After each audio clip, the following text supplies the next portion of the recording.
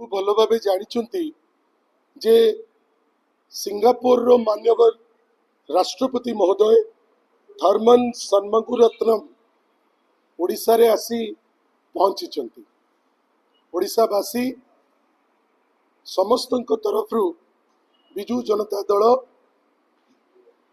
तांको धन्यवाद दूची जे से ओडिशा को आसी पहुंची। राज्य सरकार मध्य आज विभिन्न पेपर रे ऐड देइची, किछि इंग्रेजी पेपर रे मध्य ऐड देइचंती जे embarking on a new journey. एटी लिखिचंती embarking on a new journey. आमे केवल कहिए को चाहूचु जे embarking on a new journey एटा जो करिचंती एटा अधा लेखा हिची। Embarking on the new journey over the road built by honourable Shri Naveen Patnaik. जदि नवीन बाबू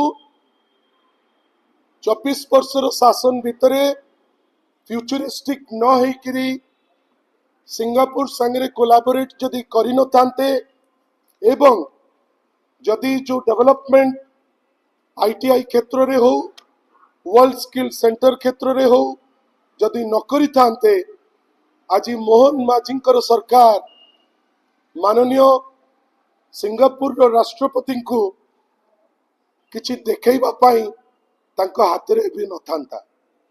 बंधुगण, आपण माने अनेक थर सुनिथिबे जे ए सरकार विगत 7 मास हेलानी आसीची, तार केवल गोटिए नारा जे 24 वर्ष हेलानी अमुक होइनी तमुक होइनी तमुक होइनी।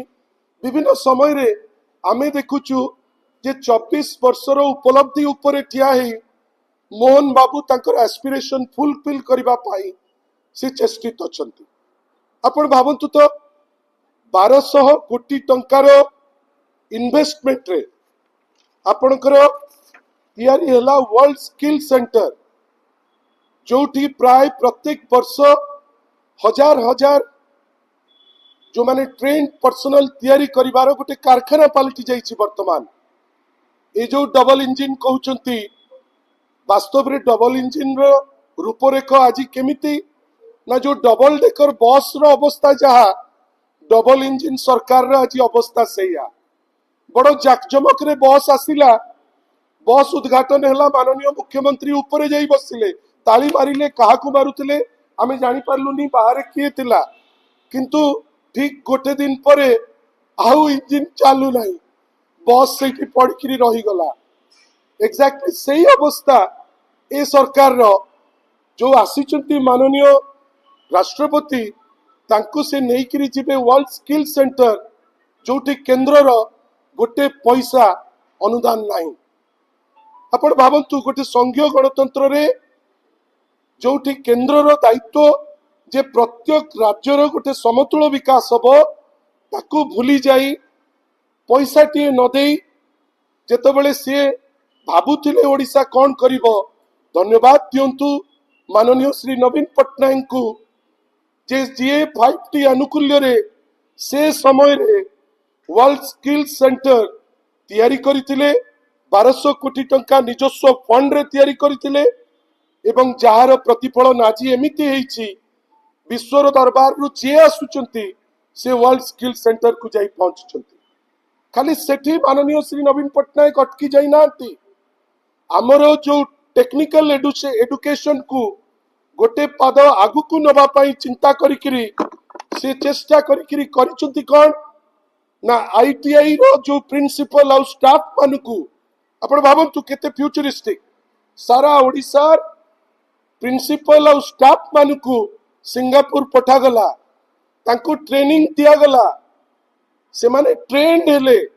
तार प्रतिफलन कोन आज जो देश रे 10टी टॉप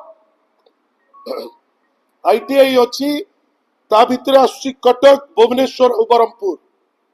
हुए तो मोहन बाबू श्रेय देवे नहीं, हुए तो भारतीय जनता पार्टी श्रेय देवे नहीं, किंतु ओडिशा सदा बेले जो जिनिस दरकार करुथिला माननीय श्री नवीन पटनायक ए तीनिटी को खाली टॉप करि नांती। आपण भावंतु महिला मानकू जेहेतु सुजोग मिलिला, धर्म जाति ये सब ऊर्ध्व को नहीं किछि रिजर्वेशन न रखिकरी जोठी दिगला सुजोग से जगार जोठी आपणकर ओडिशार आपणकर वर्तमान आईटीआई रे महिला संख्या 15% थिला बेलू जो ऊपर इंजिन माने कहउचंती से आईटीआई रे वर्तमान मात्र 7%।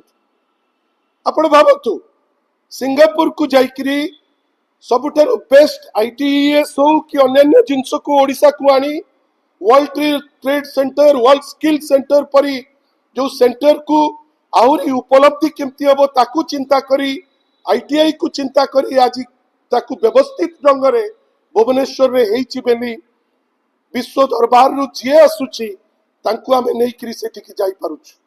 ओडिशार लोक याकू सदा बेले मने रखिबे। आमर किंतु गोटे प्रश्न भारतीय जनता पार्टी को बंधु आपण तो सदा बेले निंदु थिले किंतु आज जेतो बेले आपण जने राष्ट्रपति को नै करी जाउचंती काई तो आपण कहउनांती। धन्यवाद नवीन पट्टनायक सर आपण को जोगु आज आमे जने राष्ट्रपति को नै करी वर्ल्ड स्किल सेंटर जाई पारुछु। धन्यवाद माननीय श्री नवीन पट्टनायक को आज तांको जोगु ओडिशार 3टी आईटीआई देशर 10टी टॉप आईटीआई भितरे आसुची। धन्यवाद माननीय श्री नवीन पट्टनायक को जे स्किलिंग क्षेत्र रे विश्व दरबार रे ओडिशा को गोटे डिफरेंट हाइट्स को नै करी पळैचंती। से मानंतु कि न मानंतु से जेते खर्च करी करी तांतु ए एडवर्टाइजमेंट आमे किंतु बारंबार कहबू ए एडवर्टाइजमेंट अर्धा आपण जो लिखिचंती embarking on a new journey it doesn't end at that. It is embarking on a new journey over the road built by